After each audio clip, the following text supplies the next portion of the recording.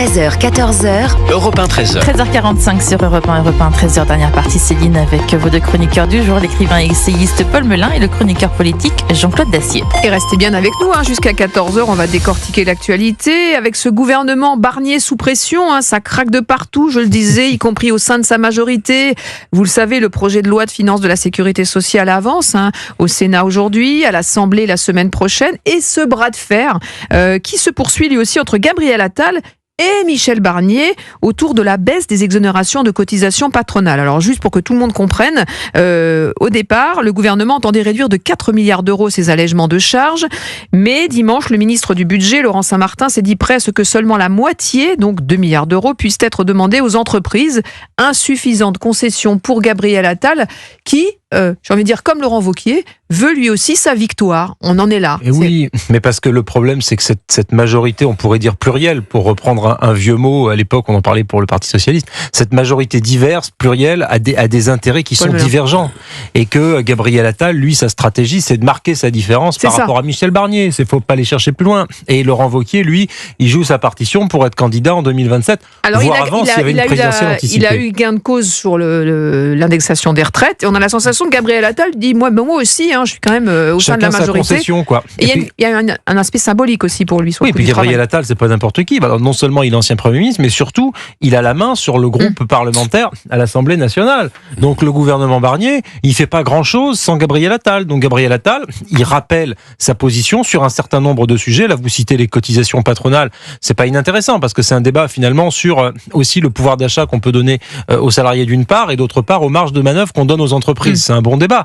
Mais ce débat-là, il peut pas être tranché comme ça en quelques jours. Il aurait fallu, si on avait eu le temps, qu'il y ait un accord de majorité pour trancher cette question avant. Le problème, c'est que maintenant, le gouvernement, il a dû être composé dans l'urgence, dans une situation politique inédite, avec la tripartisation de la vie politique. Donc, c'est très difficile, finalement, d'avoir ce type de mesures qui soient prises en amont.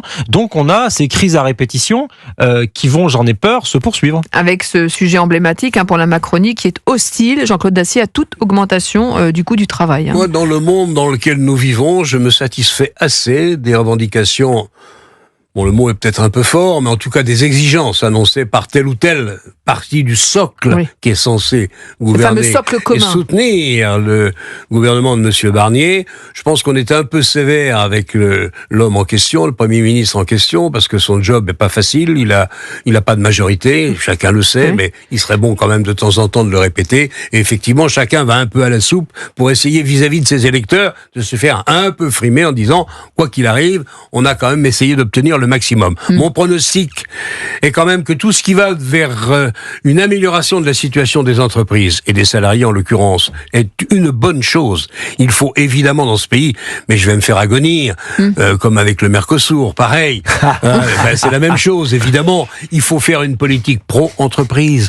Il y a que les entreprises qui créent de l'emploi et de la richesse. Je ne connais pas d'autres règles. La fonction publique, jamais. Elle coûte. Et parfois elle est utile. D'accord, mais donc vous trouvez que ce combat si on veut que ce pays sorte des ennuis dans lesquels il se trouve, il y en aura pour longtemps, il faut effectivement faire une politique moderne que la plupart de nos pays européens ont fait à notre place. Il serait peut-être temps de regarder où on en est.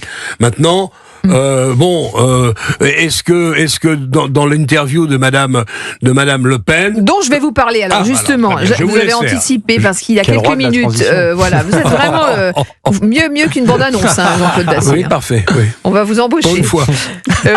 Dans une tribune parue il y a quelques minutes dans les colonnes du Figaro, la présidente donc du groupe RN à l'Assemblée nationale, Marine Le Pen, accuse le gouvernement de diffuser de fausses informations en prétendant que les fonctionnaires ne seraient plus payés si le Parlement n'adoptait pas le budget avant la fin de l'année. Elle dit non, il n'y a pas de risque de shutdown à l'américaine en cas de censure du budget.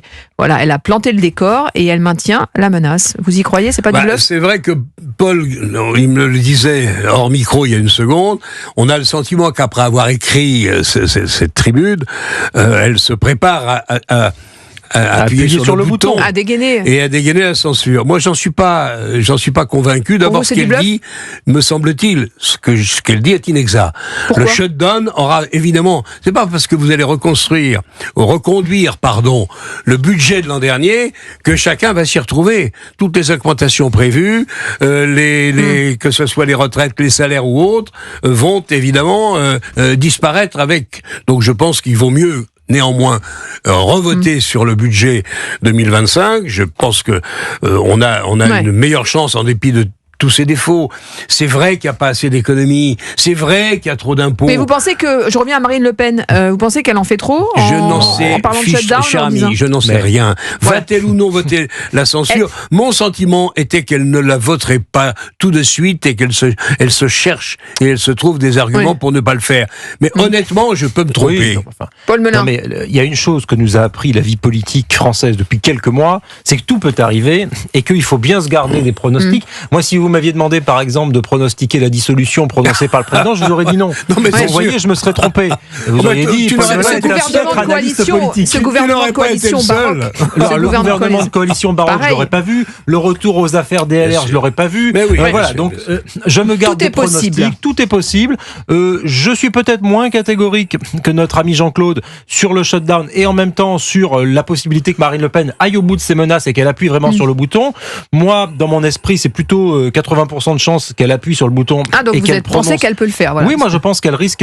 Vous savez, Jordan Bardella a dit il n'y a pas très longtemps que le gouvernement passerait pas la Noël. C'est quand même des menaces très sérieuses. Et elle a dit aussi, Marine Le Pen, si vous arrivez à vous débarrasser de moi, référence au procès qui l'anime actuellement, il y a Jordan Bardella. Mais bien sûr, mais on occupe le terrain, on est là. Plusieurs agendas qui s'entremêlent dans cette affaire. Il y a l'agenda judiciaire, bien sûr. Est-ce que Marine Le Pen n'a pas intérêt aussi à convoquer une présidentielle anticipée pour pouvoir se présenter sans être sous le coup de son impossibilité de se présenter par la justice? Est-ce qu'elle n'a pas intérêt à déstabiliser ce gouvernement pour qu'il arrive en ordre dispersé aux prochaines législatives, alors que là, il y a quand même quelques succès. Notre ami Jean-Claude parlait de Michel Barnier. C'est un Premier ministre qui conserve quand même une assez bonne popularité. Bruno Retailleau commence à avoir des résultats. Marine Le Pen, elle n'a pas intérêt à ce que ce gouvernement réussisse. Donc, elle a intérêt, pour moi, mais je peux me tromper, politiquement, elle a intérêt à plutôt fiche la pagaille et à faire tomber ce gouvernement. Si on raisonne en tacticien politique. Sans semer le chaos qu'évoque effectivement l'opposition en disant ce sera structuré. Elle justifie dans le Figaro en disant il n'y aura pas de chaos. Elle le dit dans sa tribune. Et elle le justifie, quand on lit le texte, elle essaie de se justifier en disant si demain je votais cette censure, il ne se passerait pas ce que l'on nous annonce, c'est-à-dire la grande catastrophe, les fonctionnaires plus payés, etc. Le pays bloqué, etc. Les fonctionnaires seront toujours payés. En venant, j'écoutais France Info. Chacun ses petits travers. Et il y avait une série d'interviews de radio-trottoir, comme on dit, d'électeurs du RN qui s'étonnaient que on n'est toujours pas, ou que le Front National n'est toujours pas appuyé sur le bouton. Il y avait une demande. Je dirais que l'électorat premier, le noyau dur de l'électorat de Marine Le Pen, veut la dissolution, veut la censure, mais je ne suis pas sûr. Je ne suis pas sûr qu'en faisant cela, Marine Le Pen gagne ce dont elle a absolument besoin pour arriver un jour au pouvoir, d'électeurs nouveaux qui auront fait confiance à sa compétence et à son sérieux. J'en suis pas sûr. Là où Jean-Claude marque un point, c'est que elle s'est bagarrée, Marine Le Pen, pour gagner en respectabilité, pour montrer qu'elle était un parti de gouvernement. C'est pas en fichant par terre un gouvernement qui a 3 mois d'existence qu'elle va se crédibiliser. Donc moi, si j'étais son conseiller, mais je ne le suis pas, Dieu merci en ce moment, je lui conseillerais plutôt de ne pas censurer et de montrer qu'elle est en responsabilité, qu'elle va peser sur les arbitrages de ce gouvernement. Nous sommes d'accord. Mais je ne suis pas sûr que ce soit la stratégie qui sera choisie. Et Jean-Claude, tu disais, les électeurs de Marine Le Pen poussent à la censure. C'est vrai, les électeurs de gauche aussi. Donc il va y avoir une alliance un peu baroque, improbable, imprévisible aussi. Parce qu'il y a probablement une majorité des Français, pour le coup, si on additionne le bloc de gauche et le bloc de la droite nationale de Marine Le Pen, il y a probablement une majorité de Français qui veulent faire tomber ce gouvernement. Et ça fait un parti de gouvernement, ça. Et la porte-parole du gouvernement, justement, Maud Région, qui craint un scénario à la grecque. Elle dit si demain une motion de censure était votée, ce serait une crise de régime, une crise financière qui précipiterait la France dans un gouffre. C'est ce qu'elle dénonce en parlant de fake news, Marine Le Pen, en disant que ce n'est pas vrai. 70% des Français sont pour le retour du départ à la retraite à 62 ans. Mon cœur se serre. Faut leur dire que ce n'est pas sérieux. Faut leur dire qu'on ne peut pas. On va se fâcher, Jean-Claude. Il reste une minute d'émission. On ne peut pas. On a besoin de travailler davantage. On travaille le moins que tous nos collègues européens. Est-ce que oui ou non? égoutiers et aux gens qui travaillent sur les cela, chantiers dans le bâtiment. Il y a de la Mes chers pénibilité amis, pour cela Allez certains dire aux métiers. gens qui ont des métiers difficiles, Non, Jean-Claude. c'est pas de votre qualité, ça. Là, vous prenez un prétexte. Vous vous Bah, cachez derrière pardon, les métiers pardon. difficiles. Sur les métiers difficiles, je suis d'accord avec vous. C'est pas la masse des fonctionnaires qui sont comparables au travail des Les égoutiers. fonctionnaires de police, ils travaillent pas dur, les fonctionnaires de police. Bon, écoutez, il y a beaucoup de fonctionnaires qui eh ben travaillent alors. très dur. Et comment font les autres dans les pays européens qui sont tous à 64, 65 ou 67? C'est pas C'est un modèle quoi d'avenir. On va faire un after du 13h désormais, je vous l'annonce, chers ben, auditeurs de franchement, repas. il faut- va y il faut- avoir non, une mais enfin, troisième mi-temps, Jean-Claude parce nous que lance le un pavé débat dans ne la s'arrête mare pas avant la quand fin on de doit l'émission. C'est une rendre, tactique. effectivement, et quand le carillon arrive à grands pas. Merci en tout cas infiniment, Merci. Jean-Claude Dacier, Paul Vostin, plaisir. Une fois encore aujourd'hui, on se retrouve évidemment demain pour de nouvelles aventures. Et n'oubliez pas Pierre de Villeneuve qui va prolonger tous les sujets que nous avons traités avec la même sagacité ce soir dès 19h. À demain. C'était Céline Géraud sur Europe 1 et ce soir aussi retrouvé entre 16h et 18h Cyril Hanouna qui vous donne rendez-vous du lundi au vendredi sur Europe 1 pour son émission. On marche sur la tête avec ses chroniqueurs et ses invités et vous bien sûr auditeurs d'Europe 1 vous pourrez réagir dès 16h en composant dès maintenant le 01 80 20 39 21 01 80 20 39 21 c'est le numéro non surtaxé du standard d'Europe 1. Restez bien avec nous. Votre après-midi se poursuit avec Christophe Ondelat dans un instant 14h-15h. C'est temps de la raconte sur Europe 1.